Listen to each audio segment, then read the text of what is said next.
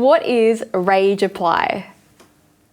Well, it's supposed to be a really new expression, a little compound noun that says when people get really unhappy at work, they express their rage with their boss by applying for lots of jobs. When I first came across the expression in the Daily Telegraph, Sydney Daily Telegraph, I thought, does that mean they apply for different jobs in the same company to get away from this boss? Or does it mean outside? Anyway, I checked it on the Urban Dictionary, the hyper cool online dictionary, and the Urban Dictionary knows everything. It says it's applying for lots of different jobs in lots of different companies. And the thing that struck me as being odd about rage apply is that we've always done it. We just haven't had a name for it. So why do we need a name? You don't like your boss, you don't like where you're working, you apply for lots of other jobs. It's sort of normal, and it's gone on for the last, I don't know how many hundreds of years. But certainly for the whole of the 20th century, it's been like that. But suddenly we've got to have a name for it. And I think it's interesting because rage is turning up as a motivating factor for doing lots of things. We get road rage. And I don't know whether it's a generation younger than mine, a generation that you would know, who get angry about things really easily. Is that what it is, Alexandra? Well, I'm not sure. I think it might be to do with a slightly infantile generation, below mine, by the way, who instead of working through... Of course. Oh, yes. You're safe. You're safe. I'm a little bit older than I look, okay, Kel, and I think they have sort of tantrums is the best way to describe it. But look, huge shout out, Kel, to the Urban Dictionary. In researching your piece, I went back and had a look at this website, and I haven't been there since I was at school, and it's cleaned up its act. It used to be a really outrageous tool for language, and now it's a little bit vanilla. No, it's not too bad. And because people are contributing to it, it updates in a way the major dictionaries don't update. I mean, the very first place on the planet to record quiet quitting was the Urban Dictionary. But quiet quitting is another one of these expressions like rage apply we didn't need. Quiet quitting is supposed to be staying in your job and doing as little as possible. Well, that's been happening for a long time. They were the lazy people who were carried by the rest of the team. They weren't quiet quitting. They were just loafers. But I don't know. Maybe another generation needs another set of words to explain what they're doing. It amuses me, I should say. Ouch, Kel. Look, applying for other jobs when you're aggressively sick of your current job is one thing, but the brute force of applying for everything is quite hilarious. I mean, there was one who even applied for the CEO's role, and you wouldn't be surprised to hear that it's a trend that took off on TikTok, that great, sensible bastion of reasoned behaviour. I don't know, Kel, carpet bombing your company with your CV doesn't sound like the ladder to success. Could this be one reason why this generation is a bit, I don't know, unhappy with never getting the job they want? Maybe it's their behaviour of rage applying. Okay, seeing it's you and I, let's bag all the real people who are younger than you are, okay? And there is a sense of entitlement. It's a time when people entered work and they thought, I'll start at the bottom, I'll work my way up.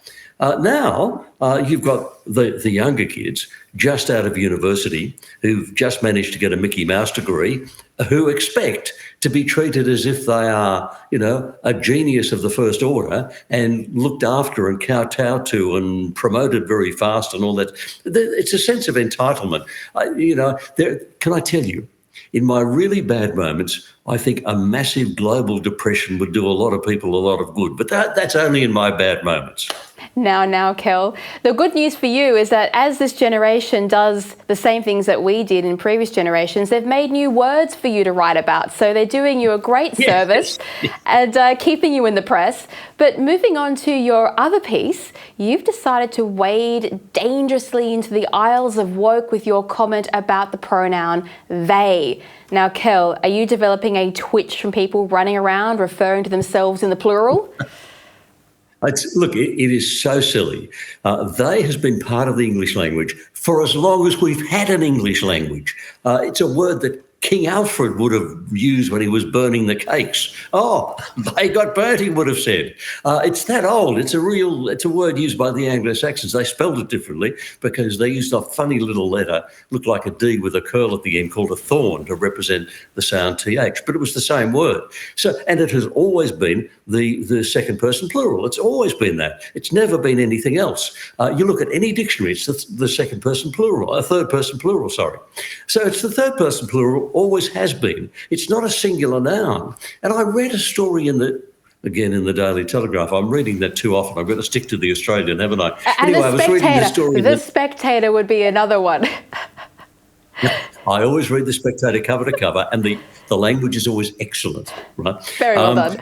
But anyway, the telly reporter was writing about someone who was before a court who was a trans person.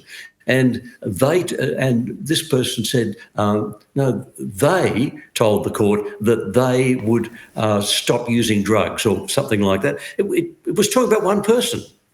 One person is not they. Unless there's two of you, you're not they. And now when I ran this in The Spectator, I got correspondence from Specky readers who are very finely tuned into language, and they said, Kel, there's the occasional operative place where you can use they. And I agree, there is. It's when you're talking about one person, but the gender is not known. So if you're going to say, if a person won lotto, they should, you know you're only talking about one person, but they is appropriate because you don't know whether it's male or female. But when you're talking about a particular person, as in that court case, you know it's one person and their gender has been identified, even if it's confused. They are not they. They is not a word available to them, and they should stop pretending it is. As I said in the article, unless you're carrying a letter from your psychiatrist saying that you're a split personality, you're not they, you're he or you're she, and I'm sorry, that's it. Well, I don't know how many Hollywood magazines you read, but when you're trying to read entertainment magazines these days, it's nearly impossible with all the trans and confused actors switching their genders around, and there are a lot of them, Kel. A lot. One paragraph will start with, he, then it will switch to they, then it will frolic a little bit with fairy pronouns and then wind up being a she by the closing sentence. You have no idea what is going on, and heaven forbid there's more than one person featured in the article. No idea what these stories mean. Is this abuse of pronouns messing up the English language? Oh, of course it is. It is failing to treat the English language with respect. And can I tell you, Alexandra, you've told me more than I needed to know. I really didn't want to know it was as bad as that. So that's not very good. And I've sometimes wondered, what would I do if someone said to me, what's your preferred pronoun? My temptation would be to say, my preferred pronoun is comrade. You will address me as comrade, and see if they can cope with that. I mean, it's so stupid. You just feel like making a joke of it, don't you? Yeah, well, early on when this first started on Tumblr, I believe, the internet meme was an Apache helicopter. That was how people identified their gender when it started, which is quite good. Look, I don't know, Kel, do you think that we'll ever get over this bump in the pronoun road for language? Because yes. English will survive this. English is a much stronger language than these kinds of really. There will be a point in the future, 20 years from now, maybe a little more, maybe a little less, when people will look back and say, can you believe it? Those idiots back in the 2020s, they actually thought people changed their gender and they could have funny pronouns, and they will laugh about it. We are creating a great humorous moment for the generation to come after us, who will just laugh at what's happened. You've just given me a thought, Kel. You know those sensitivity readers that we have today? We're going to have sensitivity readers in the future re-editing our stuff from now because it's so triggering to have random pronouns thrown in. No one from the future will be able to understand what we wrote today. No, they won't. Mind you, with the books like Roald Dahl, all they'll need to do is to go back to the original. But with some of the sentences being written nowadays, they'll have to scrap them, or they will be like paleographers who read ancient writing. They'll have to get an expert in to interpret them, won't they? I mean, you're not wrong at all, Kel. Well, look, thank you so much for bringing this to our attention, and thank you for joining us here today on Spectator TV.